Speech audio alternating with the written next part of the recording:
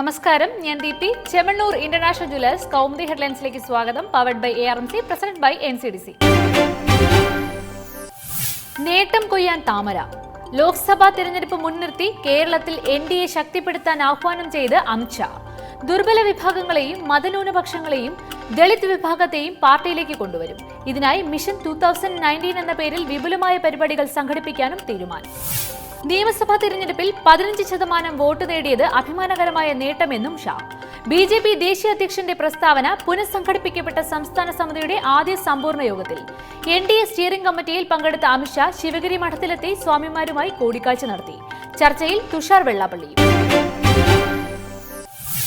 സരിതയ്ക്ക് warrant. Solar case പ്രതി Saritha S. നായർക്ക് ജാമ്യമില്ല arrest warrant. നടപടി അന്വേഷണ കമ്മീഷൻ തുടർച്ചയായി നോട്ടീസ് അയച്ചിട്ടും മൊഴി നൽകാൻ ഹാജരാകാത്തതിനെ തുടർന്ന് ഈ മാസം 27 മുൻപ് അറസ്റ്റ് ചെയ്ത് ഹാജരാക്കാനും നിർദ്ദേശം.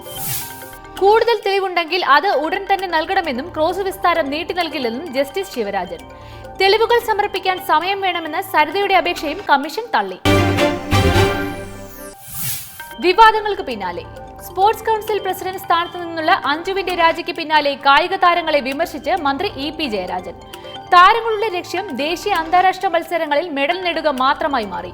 കായിക മന്ത്രിയുടെ പ്രതികരണം തിരുവനന്തപുരത്ത് സംഘടിപ്പിച്ച രാജ്യാന്തര ഒളിമ്പിക്സ് ദിനാചരണ ചടങ്ങിനിടെ. അതേസമയം കായിക രംഗത്ത് മെച്ചപ്പെടുത്താനും ജനകീയവൽക്കരിക്കാനുമുള്ള എല്ലാ നടപടികളും സർക്കാരിന്റെ ഭാഗത്തു നിന്ന് ഉണ്ടാകും. ഇതിനായി ഗ്രാമീണ തലത്തിൽ നിന്ന് കായിക സംസ്കാരം വളർത്തിക്കൊണ്ടുവരും. കഷ്ടത അനുഭവിക്കുന്ന മുൻ കായിക താരങ്ങളെ കണ്ടെത്തി സർക്കാർ സഹായം നൽകുമെന്നും ജയരാജൻ. മൊഴിയിൽ കുരുങ്ങി. ജിഷ കേസിൽ പ്രതി അമിയുൾ ഇസ്ലാമിന്റെ മൊഴിമാറ്റത്തിൽ കുഴങ്ങി അന്വേഷണ സംഘം. കൊലയ്ക്ക് ഉപയോഗിച്ച കത്തിയും ആ സമയം ധരിച്ചിരുന്ന വസ്ത്രങ്ങളും ഉപേക്ഷിച്ചത് അസമിലാണെന്ന മൊഴി കളവായിരിക്കാൻ സാധ്യതയെന്ന് പോലീസ്. മൊഴികളിലെ വൈരുദ്ധ്യം കാരണം തെളിവെടുപ്പ് വൈകുമെന്നും റിപ്പോർട്ട്. കൂടുതൽ ചോദ്യം ചെയ്യലിൽ വിശ്വസനീയ മൊഴി ലഭിച്ചതിനു ശേഷം മതി പ്രതിയെ അസമിലെത്തിച്ചുള്ള തെളിവെടുപ്പെന്ന് ആലോചന. അതേസമയം അസമിലുള്ള പോലീസ് സംഘം പ്രതിയുടെ സുഹൃത്ത് അനാവുൾ ഇസ്ലാമിനെ കണ്ടെത്താനുള്ള തിരച്ചിലിൽ. കൊലപാതകത്തിന്റെ ആസൂത്രണത്തിൽ ഇയാൾക്കും പങ്കെന്ന് നിഗമനം. ബ്രിട്ടനിൽ കണ്ണും നട്ട്. യൂറോപ്യൻ യൂണിയനിലെ അംഗത്വം സംബന്ധിച്ച് ബ്രെക്സിറ്റ് ഹിതപരിശോധന സമ്മർദ്ദത്തിൽ ബ്രിട്ടൻ. ഏറ്റവും പുതിയ അഭിപ്രായ വോട്ടെടുപ്പുകളിൽ ബ്രിട്ടൻ യൂറോപ്യൻ യൂണിയനിൽ തുടരണമെന്ന വാദത്തിന് മുൻതൂക്കമെന്ന് റിപ്പോർട്ട്. കഴിഞ്ഞ മാസം വരെ നേർവിപരീതമായിരുന്നു അഭിപ്രായ സർവേ ഫലങ്ങൾ. യൂറോപ്യൻ യൂണിയനിൽ നിന്ന് പുറത്തുപോയാൽ ബ്രിട്ടനെ കാത്തിരിക്കുന്നത് വിലക്കയറ്റവും തൊഴിലില്ലായ്മയും. ബ്രിട്ടന്റെ 45% വ്യാപാര ഇടപാടുകളും യൂറോപ്യൻ യൂണിയനുമായി ആണെന്നിരിക്കെ സമ്പദ്ഘടന തകിടമറിയും.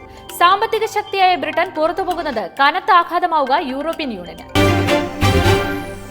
ഇനി ഇന്നത്തെ സ്വർണം വെള്ളി നിരക്കുകൾ.